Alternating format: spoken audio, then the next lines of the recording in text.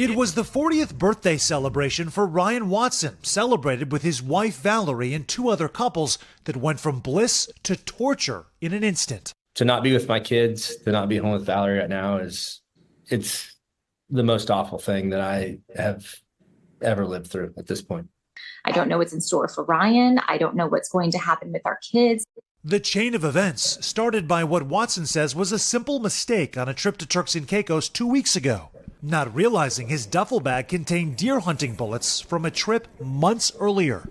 I never recall putting that ammunition in that bag, but somehow they ended up in there. The Turks and Caicos government tightened its laws in 2022 around firearms and ammunition with a mandatory term of imprisonment of not less than 12 years.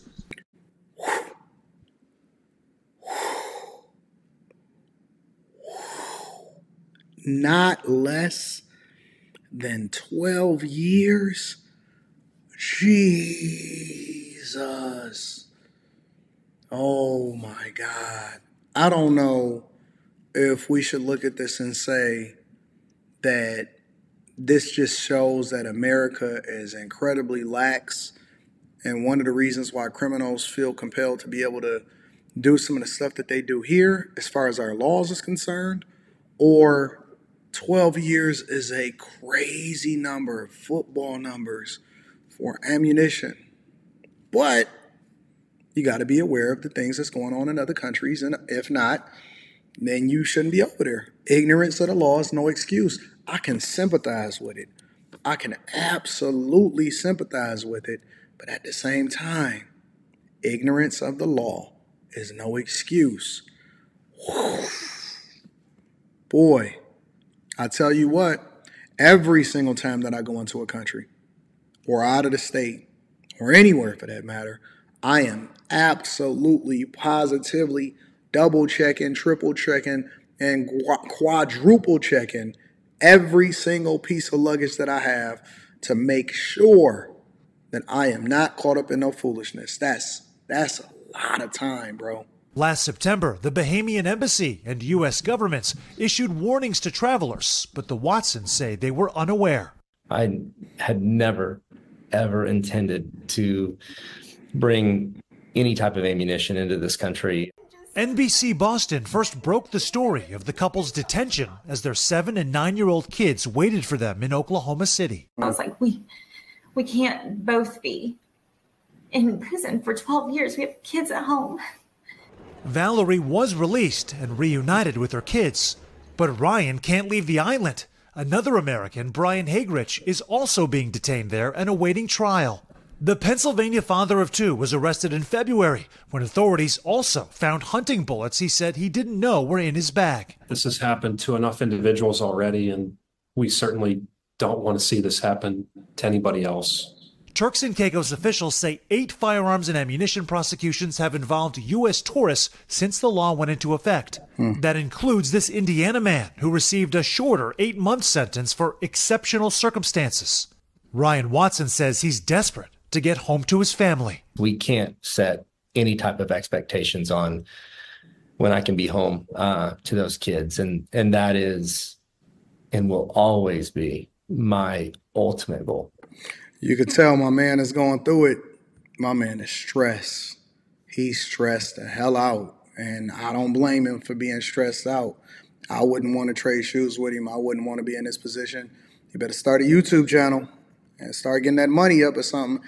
Dog, 8 months, 8 days, 8 hours in a prison system, especially in another country. Oh, dog, I would just lose it. Is and will always be my ultimate goal. 12 years. So, Sam, explain this exceptional circumstances deal.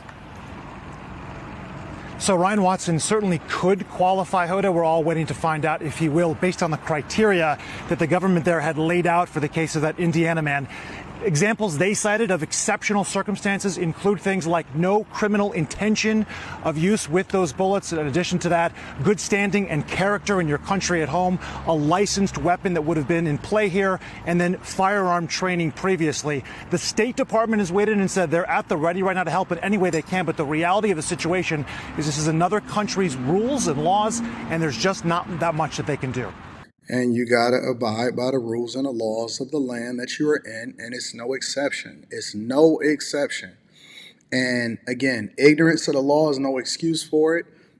We are all privileged and blessed to be able to travel and to go all of the places that we want to go. If you got your passport and you're going to different places, just be aware. Otherwise, don't go. If you have any doubt whatsoever, if you are questioning, if you're trying to figure out whether it makes sense for you, if you're not aware of their laws, when I go somewhere, or especially when I go out overseas or stuff like that, Rita research a lot of stuff. Like, she looks up all of the requirements, if they have to do some extra stuff, what we need to bring, making sure that we have all of the extra additional stuff, anything that we need to know and anything that we need to do, where to stay, how to get around, transportation, all of that. And I guess that's one of the benefits of having a wife also. I go back and I triple check every single thing just to make sure that we all aware. And so I figure that two heads is better than one. But the fact of the matter is, everywhere you go, you need to be aware of the laws of the land. I remember it was a woman late last year, middle of the year, and she was over in Dubai, and she almost got locked up over there, and she was a truck driver. I don't know if y'all remember all of that, but she started getting mouthy or something like that. What was happening there? Listen, they don't play that nonsense there. And here's the other question that I have that I was thinking of when I was looking at this. TSA, how did he get those bullets through TSA in the first place? Like, how did he even get that through?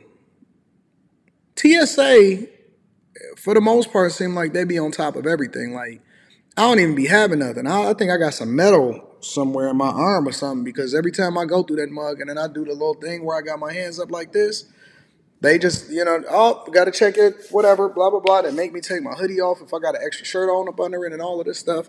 And so TSA is usually on top of that stuff. And so I'm wondering how he was able to get through TSA without any problems and then get over to Turks and Caicos, where I guess they found 4 bullets because he liked to hunt inside of his backpack or something like that.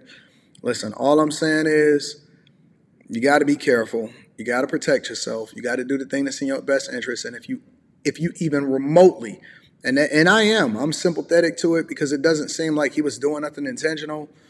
He might have to do 8 months. He might have to do a year. He might have to do the whole 12. And that will be crazy.